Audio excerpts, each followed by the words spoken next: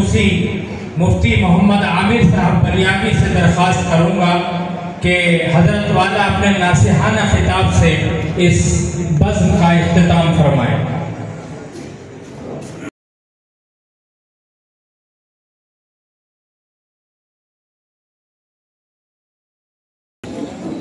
بھائی جو حفاظ کرام اور قرائے اعظام اور علماء کرام پیچھے تشریف رکھتے ہیں، میں ان سے درخواست کروں گا کہ ادھر پیچھے جگہ ہے، آپ تمام ادھر تشریف لے آئیں۔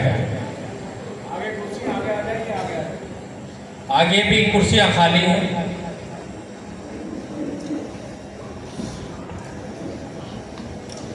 السلام علیکم ورحمۃ اللہ وبرکاتہ۔ الحمد لله نحمده ونستعينه ونستغفره ونؤمن به ونتوكل عليه ونعوذ بالله من شرور أنفسنا ومن سيئات أعمالنا، من يهده الله فلا مضل له ومن يضلله فلا هادي له، ونشهد أن لا إله إلا الله وحده لا شريك له، ونشهد أن سيدنا وسندنا وشفيعنا وحبيبنا وإمامنا ومولانا محمد صلى الله تعالى عليه وعلى آله وأصحابه وأزواجه وذرياته وبارك وسلم تسليما كثيرا كثيرا. أما بعد، فقد قال الله تبارك وتعالى في القرآن المجيد والفرقان الحميد: أعوذ بالله من الشيطان الرجيم، بسم الله الرحمن الرحيم. ذلك الكتاب لا ريب فيه هدى للمتقين. وقال الله تبارك وتعالى في موضع آخر: إنا نحن نزلنا الذكر وإنا له لحافظون. وقال الله تبارك وتعالى في موضع آخر: لو أنزلنا هذا القرآن على جبل لرأيته خاشعا متصدعا من خشية الله. وقال الله تبارك وتعالى في موضع آخر: إنا عرضنا الأمانة على السماوات والأرض والجبال فأبين أن يحملنها وأشفقن منها وحملها الإنسان إنه كان ظلوما جهولا. صدق الله العظيم. وقال النبي صلى الله عليه وسلم: خيركم من تعلم القرآن وعلمه، كما قال عليه الصلاة والسلام. قابل السلام احترام علماء کرام، حاضرین اعظام، عزیز دوستو، ساتھیو، دینی بھائیو، پردہ نشین ماں اور بہنیں، جیسا کہ آپ حضرات کو معلوم ہے کہ یہ ایک قرآنی اور روحانی اجلاس اور اس کی وضاحت ادارے کے محتمم قاری مہر عالم صاحب نے شروع میں کر دی تھی کہ اس جلسے کو اس لیے قائم کیا گیا، اس جلسے کا اس لیے انعقاد کیا گیا کہ دو خوش نصیب طلبہ جس میں سے ایک کا نام محمد جسیم ہے جو مولانا محمد نعیم صاحب کے صاحبزادے ہیں، اور دوسرے خوش نصیب طالب علم کا نام محمد تمیم ہے جو جناب شمیم صاحب کے صاحبزادے ہیں۔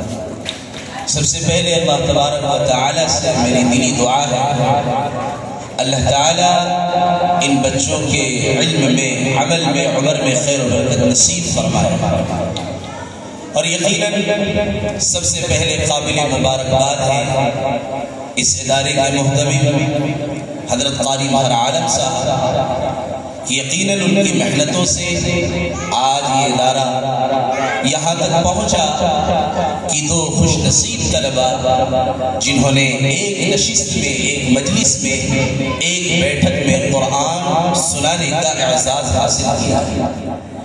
یہ کوئی معمولی بات نہیں ہے۔ مجھے ابھی قاری رضوان صاحب بتا رہے تھے کہ یہاں کے ایک عالم صاحب سے ان کی گفتگو ہوئی تو انہوں نے یہ بتایا کہ سرزمین رام نگر پر یہ ایک تاریخ ہے کہ یہ دو بچے ایک نشست میں، ایک بیٹھک میں مکمل قرآن کو سنایا ہے۔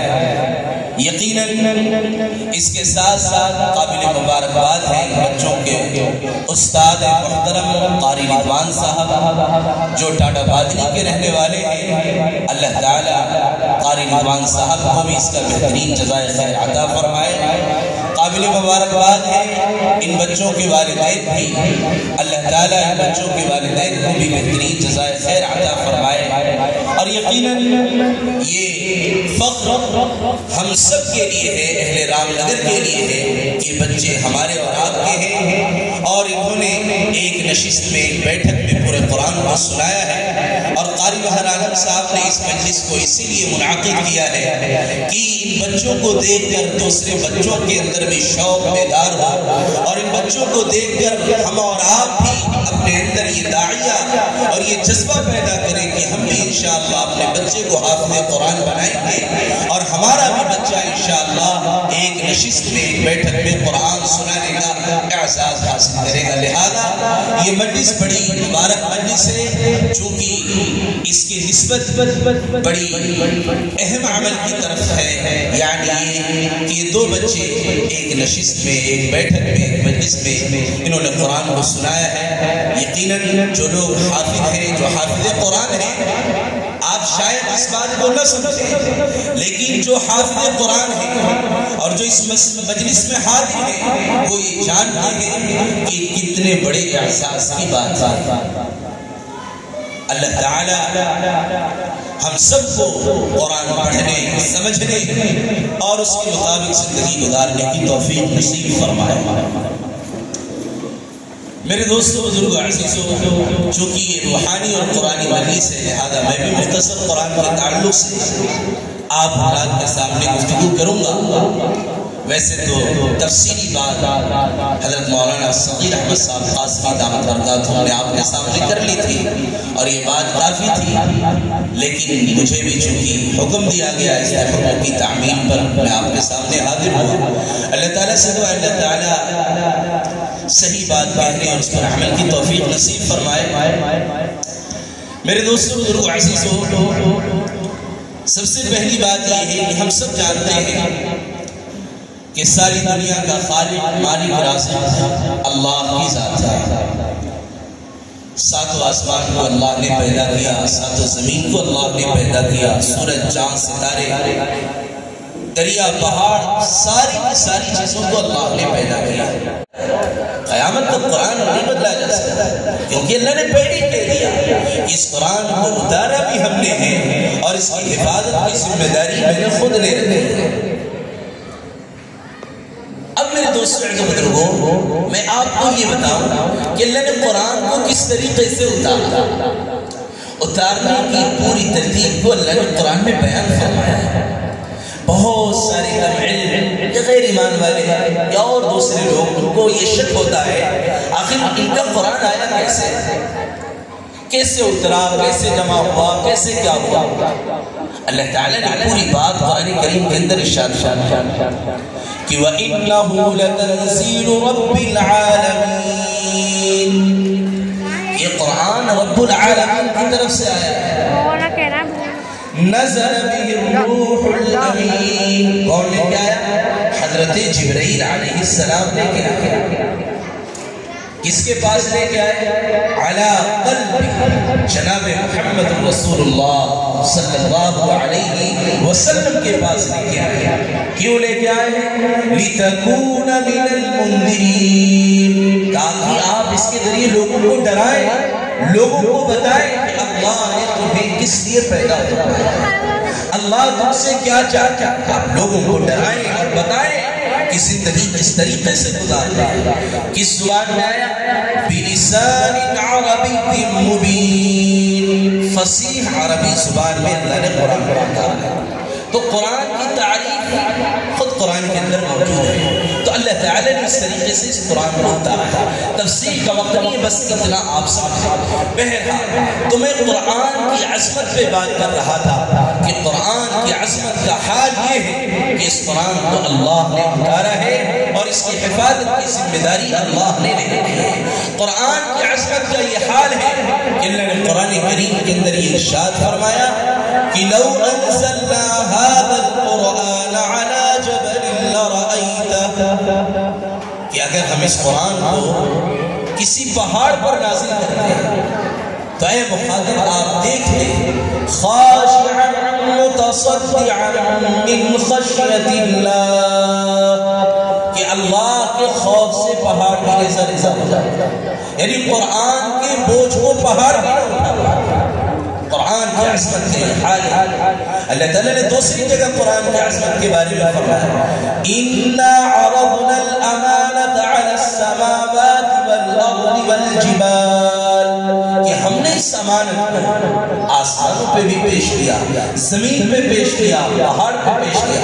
فَأَبَيْنَ أَن يَحْمِلْنَهَا، ان لوگوں نے اس کو اٹھانے سے انکار کیا، یعنی اس امانت کے بوجھ کا یہ تحمل نہ کر سکے۔ وَأَشْفَقْنَ مِنْهَا، اور اس سے ڈرے۔ وَحَمَلَهَا الْإِنسَانِ، اور انسان نے اس بوجھ کو اٹھایا، اس امانت کو قبول کیا۔ یہ قرآن کی عظمت کا یہ حال ہے۔ تو میرے دوستوں بزرگوں، قرآن کی عظمت کا کیا پوچھنا؟ قرآن اللہ کی کتاب ہے۔ اللہ تعالیٰ نے خود فرمایا ذَلِكَ الْكِتَابُ لَا رَيْبَ فِيهِ، یہ کتاب اللہ کی کتاب ہے اور اس کے بارے میں ذرہ برابر بھی شک و شبہ کی گنجائش نہیں۔ اگر کسی کے دل میں ذرہ برابر قرآن کے تعلق سے شک و شبہ پیدا ہو گیا تو پھر ایمان خطرے میں پڑ جائے گا۔ ذرہ برابر شک و شبہ کی گنجائش نہیں۔ کسی حافظ صاحب، کسی قاری صاحب کو پکڑ لو اور اتنا قرآن پڑھنا سیکھ لو جس سے تمہاری نماز سیکھ لو، تو وہ طبقہ جو قرآن پڑھنا نہیں جانتا وہ قرآن پڑھنے کی سیکھنے کی کوشش کرے۔ دوسرا طبقہ وہ ہے جو قرآن پڑھنا تو جانتا ہے، قرآن پڑھنا تو جانتا ہے لیکن ترتیب کے ساتھ قرآن نہیں پڑھتا، یعنی حرف کی ادائیگی کے ساتھ قرآن نہیں پڑھتا، اور حرف کی ادائیگی کے ساتھ قرآن نہ پڑھنے کی وجہ سے نماز فاسد ہو جاتی ہے، معنی فاسد ہوتے ہیں، نماز فاسد ہو جاتی ہے۔ مثلا آپ مثال کے طور پر سمجھیں، بڑا قاف سے اگر قلب بولا جائے، بڑا قاف سے قلب بولا جائے تو اس کے معنی دل کے ہوتے ہیں، دل، قلب کا معنی دل، اور یہ بڑا قاف کی جگہ اگر ہم نے چھوٹا قاف کہہ دیا، قلب بول دیا تو قلب کے معنی کتا کیا آتا ہے۔ اب آپ دیکھیں الفاظ کی ڈفرینس اور تبدیلی کی وجہ سے معنی کہاں سے کہاں پہنچ گیا، کہاں قاف کی ادائیگی پر معنی قلب کا ہو رہا تھا، ہم نے صحیح طور پر قاف ادا نہیں کیا، قاف ادا ہو گیا، کتے کے معنی ہو گئے۔ تو بہرحال وہ طبقہ جو قرآن پڑھنا جانتا ہے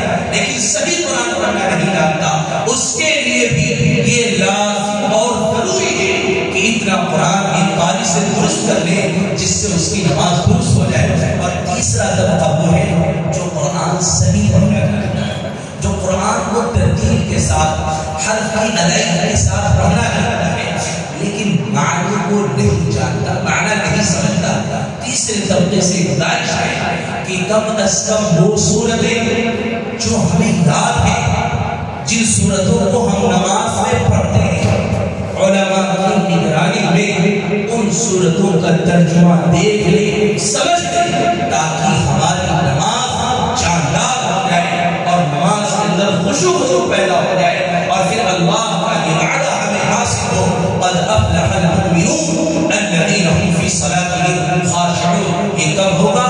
جب قرآن صحیح ہوگا تو نماز صحیح ہوگی، اور نماز صحیح ہوگی پوری زندگی صحیح ہو جائے گی۔ اس لیے اللہ کے نبی نے فرمایا کہ قیامت کے دن سب سے پہلے نماز کے بارے میں پوچھا جائے گا، نماز صحیح کرائیں تو باقی تمام اعمال صحیح کرائیں گے، اور اگر نماز خراب ہو گئی تو باقی تمام اعمال خراب ہو جائیں گے۔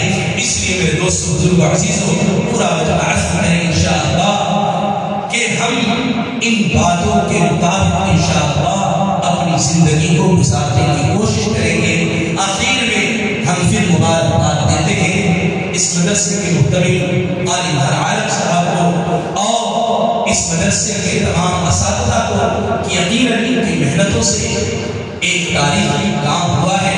اللہ تعالیٰ سے دعا ہے اللہ تعالیٰ اس مدرسے کو دن دوگنی رات چوگنی ترقی عطا فرمائے، اور بھی سرزمین رام نگر پر جتنے مدارس ہیں یاد رکھیں، مدارس آگے نہیں گئے ہیں، مدارس رسول اللہ کے گھر ہیں، مدارس دین کے قلعے ہیں، اور یاد رکھیں اگر یہ قلعے آباد رہیں گے تو ہم اور آپ سبھی آباد رہیں گے، اور اگر یہ قلعے ویران ہو گئے خدا پاک کی قسم ہماری زندگیاں ویران ہو جائیں گی۔ بخارا اور سمرقند کے حالات گواہ ہیں، اس لیے میری دعا ہے کہ اس مدرسے کو بھی اور سرزمین رام نگر پر جتنے بھی مدارس ہیں اللہ تمام مدرسوں کو تعلیمی اعتبار سے، تعمیری اعتبار سے ترقی عطا فرمائے، اور ایک تعلیمی فضا اور ایک دینی فضا رام نگر کے اندر قائم ہو، اور ایسی فضا قائم ہو کہ ہر نوجوان دین کے مطابق زندگی گزارے، ہر بوڑھا دین کے مطابق زندگی گزارے،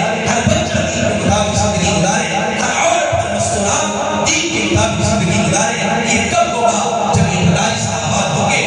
مدارس یہ رسول اللہ کے گھر ہے، اور اس کی بنیاد صفہ چبوترا ہے جس پر پڑھنے والے صحابہ کرام ہیں اور پڑھانے والے رسول اللہ تھے۔ اس لیے کسی شاعر نے کہا ہے یہ مدرسہ ہے کوئی بے گدا نہیں ساتھی، یہ مدرسہ ہے کوئی بے گدا نہیں ساتھی، یہاں کے خواب سے انسان بنائے جاتے ہیں، اور ایسے انسان بنائے جاتے ہیں جو آپ کی پیدائش سے لے کے موت تک ہر عمل میں ذمہ داری ادا کرتے ہیں۔ اگر یہ مدارس خلاف ہو جائیں تو تمہیں حق کہاں سے پڑھیں گے، تمہیں تاریخ کہاں سے پڑھیں گے، تمہیں عالم کہاں سے پڑھیں گے، پھر تمہیں نماز کون پڑھائے گا، تمہارا نکاح کون پڑھائے گا، تمہارے جنازے کی نماز کون پڑھائے گا، تمہیں دینی مسائل کون بتائے گا۔ اس لیے اس بات کو یاد رکھیں، جب تک یہ مدارس قائم ہیں، مدارس باقی ہیں، دین باقی ہے، دین زندہ ہے۔ اس لیے میرے دوستوں بزرگوں، اخیر میں سچے دل سے آپ سب سے گزارش ہے، یہ تفرقہ بازی، حسد اور عصبیت نے امت کا بیڑا غرق کر دیا ہے، حسد اور عصبیت نے امت کا بیڑا غرق کر دیا ہے۔ اس لیے علامہ اقبال نے طاہر خوب کہا تھا منفعت ایک ہے اس قوم کا نقصان بھی ایک، منفعت ایک ہے اس قوم کا نقصان بھی ایک، حرم پاک بھی اللہ بھی قرآن بھی ایک، کیا بڑی بات تھی جو ہوتے مسلمان بھی ایک۔ آج حسد دیوی دیوتاؤں کو ماننے والے ایک ساتھ جمع ہو چکے ہیں، اور ایک اللہ کو ماننے والے یہ مسلمان اجتماعیت کے ساتھ دین کی محنت کرنے کو اور اپنے مدارس اور مساجد کو اعمال کے اعتبار سے آگے بڑھانے کو تیار نہیں ہے۔ اسے بس دوستوں کا ٹانگ کھینچنا ہے، اسے دوستوں کو گڈھے میں ڈھکیلنا ہے۔ یاد رکھیں مقامات عمل یہ اللہ کا نظام ہے، آدمی تو ہے کر اچھے عمل، آدمی تو ہے سیدھی راہ چل، ہے یہی معلوم قدرت کا عدل، تیرے کاموں کے ملیں گے تجھ کو پھل، ہم جو بھی عمل کریں گے ہمیں دنیا میں بھگتنا پڑے گا۔ اس لیے اپنے دل دماغ کو صاف کر کے اخلاص و للہ کے ساتھ اپنی دینی زندگی کی بھی فکر کریں، اور دینی اداروں مساجد مدارس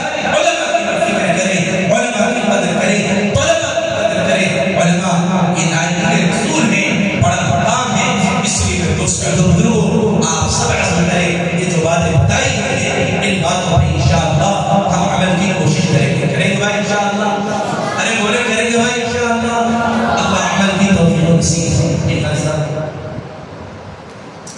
الحمدللہ رب العالمین، الف لام اللہ لا الہ الا هو الحی القیوم وعنت الوجوه للحی القیوم یا احد الصمد الذی لم یلد ولم یولد ولم یکن له کفوا احد یا حنان یا منان یا بدیع السماوات والارض یا ذا الجلال والاکرام۔ مولا کریم یقینا ہم گنہگار ہیں، خطا کار ہیں، خیاکار ہیں، اللہ پاپی ہیں، گناہوں کے سمندر میں ڈوبے ہوئے ہیں، دل گناہوں میں ڈوبا ہوا ہے، رات گناہوں میں ڈوبے ہوئے ہیں۔ اے اللہ اگر آپ نے گناہوں پہ پردہ نہ ڈالا ہوتا، اے اللہ دنیا والے نفرت کرنے لگتے ہیں، اے اللہ آپ نے جس طریقے سے گناہوں پہ سرداری فرمائی ہے، کرم فرما کے فضل فرما کے ہم سب کے گناہوں کو معاف فرما۔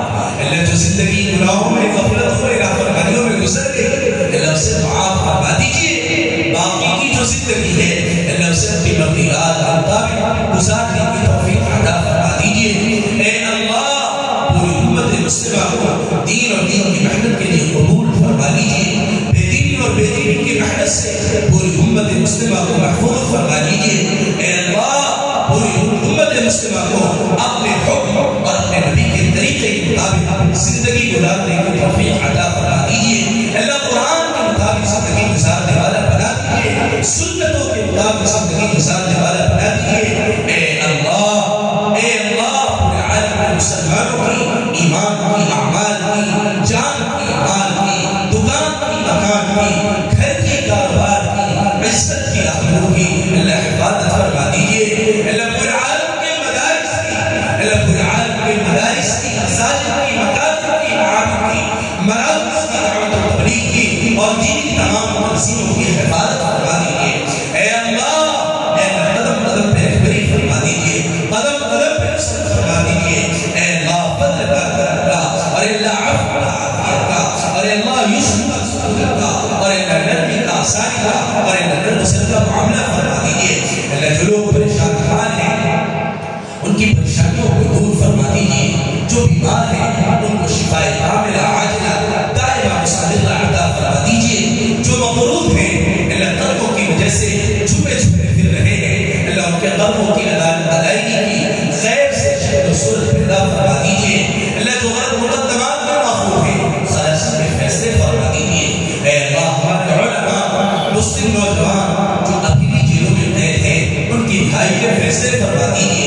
اے اللہ جو بے مکان ہیں ان کو مکان نصیب فرما دیجئے، جو بے اولاد ہیں صالح اولاد عطا فرما دیجئے، جو بے بیاہ نوجوان لڑکے لڑکیاں ہیں ان کے مقدر کا جوڑا عطا فرما دیجئے، جو بے روزگار ہیں حلال روزگار عطا فرما دیجئے، حلال روزی عطا فرما دیجئے، حرام سے نسل کی حفاظت فرما دیجئے، عزت کی زندگی نصیب فرما دیجئے، ذلت کی زندگی سے نسل کی حفاظت فرما دیجئے، آپس کی اتحاد و اتفاق نصیب فرما دیجئے، حسد کی نہ ہو، نفرت عداوت رنجش عصبیت قومیت سے نسل کی حفاظت فرما دیجئے، اللہ اجتماعیت دین عطا فرما دیجئے، اخلاص للہ عطا فرما دیجئے، اللہ اپنی مخفیات کے مطابق زندگی گزارنا ہم سب کے لیے آسان فرما دیجئے، اللہ دینی زندگی کے اعتبار سے بھی ترقی عطا فرما دیجئے، دنیاوی زندگی کے اعتبار سے بھی ترقی عطا فرما دیجئے۔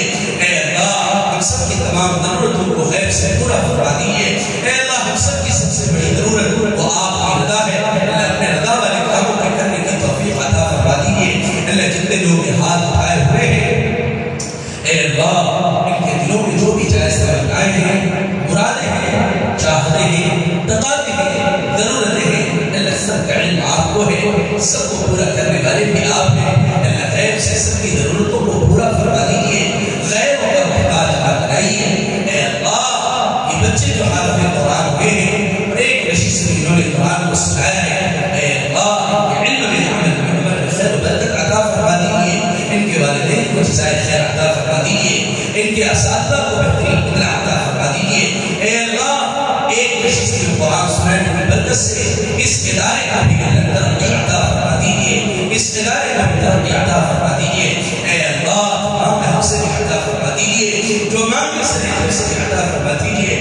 اللہ آپ کے حبیب نے خیر کی رائے سے جتنی بھی دعائیں مانگی ہیں ہم سب کا اس میں حصہ عطا فرما دیجیے اور آپ کے حبیب نے جن جن چیزوں سے پناہ مانگی ہے اللہ پوری امت کو اس سے حفاظت فرما دیجیے اللہ امت مرتد ہو رہی ہے اللہ آپ نے خون بہا کے اللہ امت کو سینچا تھا اللہ آج امت مرتد ہو رہی ہے اللہ گمراہ ہو رہی ہے اللہ امت کو کوئی بچانے والا نہیں ہے اے اللہ آپ کے محبوب کے اللہ خون بہانے کا واسطہ اللہ اس امت کو اے اللہ بچا لیجیے اس امت کی حفاظت فرما دیجیے اس امت کی ہدایت فرما دیجیے اللہ ماں بہنوں کی عزت نیلام کریے اے اللہ ماں بہنوں کی عزتوں کی حفاظت فرما دیجیے اللہ ہمارے ملک کے حالات گفتگو ہے اللہ آپ کو سب معلوم ہے اے اللہ آپ بڑے قادر ہیں اے اللہ آپ نے بڑے بڑے اے اللہ نافرمان کو اللہ سبق سکھایا ہے اے اللہ ظالم حکمراں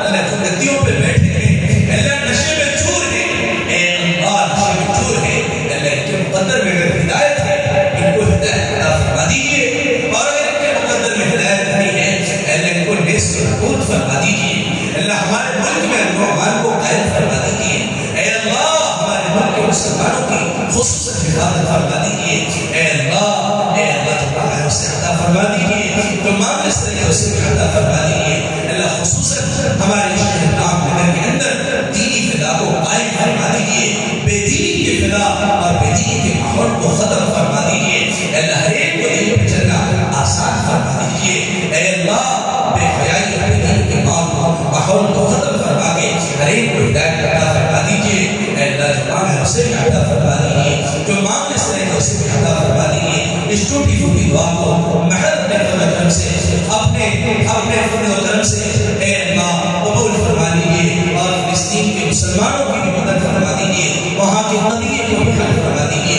اے اللہ وہاں کے حالات کو درست فرما دیجیے اے اللہ اس چھوٹی چھوٹی دعا کو محض اپنے فضل و کرم سے اپنے حبیب جناب محمد رسول اللہ صلی اللہ علیہ وسلم کے صدقے اور طفیل قبول فرما لیجیے جزا اللہ عنا محمد صلی اللہ علیہ وسلم سبحان ربک رب العزة عما يصفون والسلام على المرسلين والحمد لله رب العالمين.